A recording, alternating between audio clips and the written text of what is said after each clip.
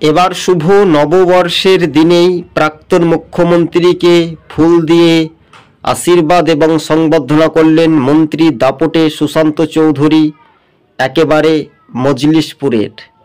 কার্যত আপনারা দেখতেই পাচ্ছেন এবং দুইজনের মধ্যেই বেশ কথোপকথন হয়। উত্তর পূর্বে রাজ্যের ত্রিপুরায় অর্থাৎ পশ্চিম ত্রিপুরার বিজেপির সাংসদ বিপ্লব দেব বর্তমানে তিনি সাংসদ রয়েছেন। মন্ত্রী কি গুরুত্বপূর্ণ কথোপকথন বললেন এটাই শুধু দেখার বিষয়। সামনে নির্বাচন আসছে, এডিসি ভিলেজ, তার আগেই নেতাদের মত বিনিময় হচ্ছে। ফুল দিয়ে সংবর্ধনায় এবার কতটা মিচকি হাসি হাসলেন দুইজনে হেভিওয়েট নেতাই উত্তর পূর্বাঞ্চল ত্রিপুরায়। 24 টিভি 2 ইউটিউব চ্যানেলটি ভালো লাগলে সাবস্ক্রাইব করে সঙ্গে থাকুন দর্শক বন্ধুগণ।